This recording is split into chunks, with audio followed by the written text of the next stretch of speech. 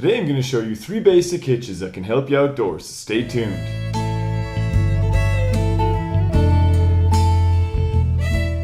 My name's Jesse, and in today's video I'm going to show you 3 hitches that are going to be very useful on your next outdoor adventure. And make sure to stick around to the end because I'm going to show you how you can join 2 pieces of paracord to form one long one. The first hitch I want to show you is the Clove Hitch. I use this hitch a lot, especially to tie down paracord to my stakes. As you can see in my previous videos on tarp setups with no trees. I'll put the link to that one down in the description. So let's start.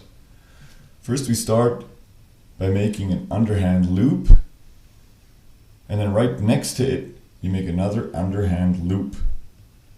And then you just put these loops, the right loop over the left loop. You take your object,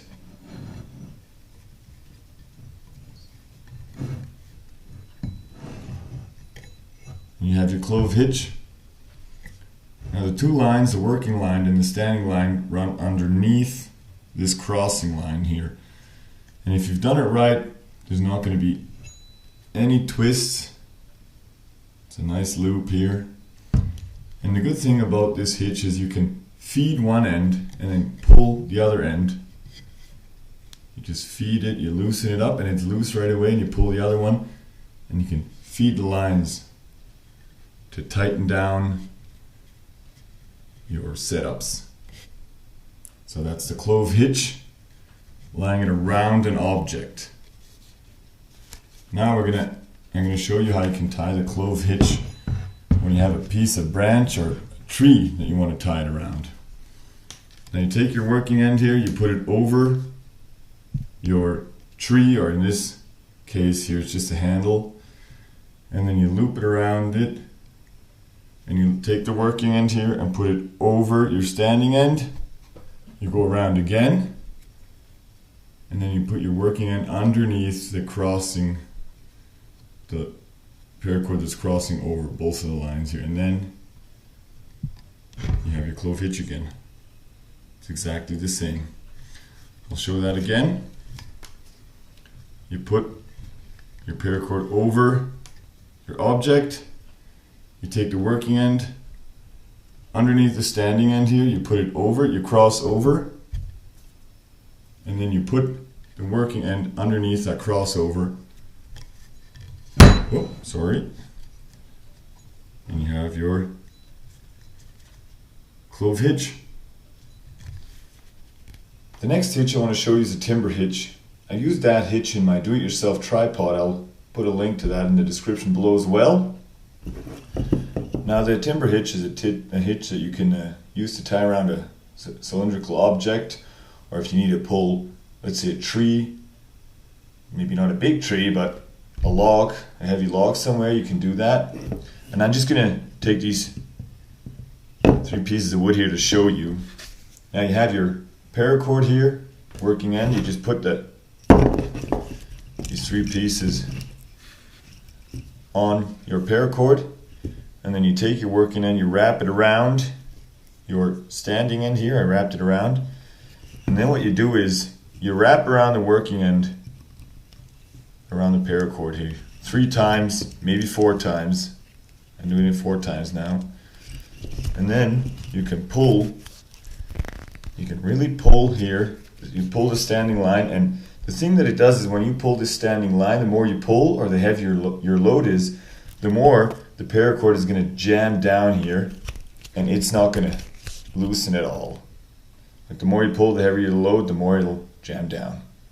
And the nice thing about the timber hitch is when you want to loosen it up, you just feed the standing end through the loop again, and everything is just loose, no matter how heavy your previous load was. So I'm going to show that again. You have your paracord, put my branches on there, or my wood, then I loop it around the standing end here, and then make 3 loops around the paracord, pull it down, and the more you pull, the more it jams. To loosen it, just feed your end, and it's loose. Simple and easy, but very effective. Last hitch I want to show you is the marlinespike hitch. I use that hitch to tie a piece of wood or a toggle onto paracord that I can hang my billy can from, or you can use it in combination with the timber hitch. If you have to pull a heavy log, you can put a handle through the paracord, because the paracord, if you just pull like this, tends to cut into your hands. And same with it's like with the timber hitch. The more load, the heavier the load, the more pull you got on it, the more it'll jam down and it won't loosen on you. So let me show you how you do that. You just form an overhand loop like this. And let me show you that better. Like this. And what you do is, you take your loop and you just turn it to the left onto your standing end, and then you pull your standing end through the loop, and then you can take your toggle, piece of wood, whatever you got, and you got your marlinespike hitch. And the more you pull on this, the more it jams down and it won't loosen. Very effective, and there's a lot of ways you can use this. I mean, you can even tie a marlinespike hitch ladder by putting 3, 4 more, depends on how much you need, in your paracord, and then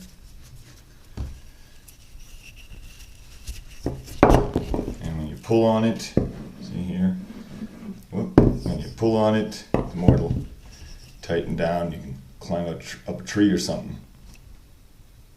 So that's your marlinespike hitch. Also very easy, but very effective. And same here, you just loosen it, take them out, no matter how much weight was on there, and you just pull, and everything's gone, no knots, nothing. Like I promised at the beginning of the video, I'm going to show you a knot where you can join 2 pieces of paracord to form one long one. That's going to be with a double fisherman's knot. The double fisherman's knot is a strangle knot. The more you pull, the more it'll strangle down, the more it'll hold. We're going to take our bottom piece of paracord here, we're going to loop it around our top one, and then we form an X shape like this, and then we loop it around one more time, and be sure to get your standing end in there, and then you push your working end underneath that X, so it'll look something like this, and then pull, and it'll form this knot here. Now see, you can pull that end through the knot like this, give enough paracord to work on this end. Now the same thing here, you loop it around, form an X here, you come around again and make sure to wrap it around your standing end here, and then might have to even do it again here, give it more paracord, and then you take the working end and you go underneath the X. So you go underneath that X there and you pull it down. And then, now they're just loose on each other like this. When you pull it, the knots will meet, and the more you pull it, the more they strangle down. And there you can join two pieces of paracord to form one long one. So those are the 3 hitches that I use the most, plus the double fisherman's knot to join 2 ends. Let me know in the comment section what knots you prefer. If you got any value out of this video, hit that like button and subscribe for more videos like this. And as always, thanks for watching. I'll see you next time.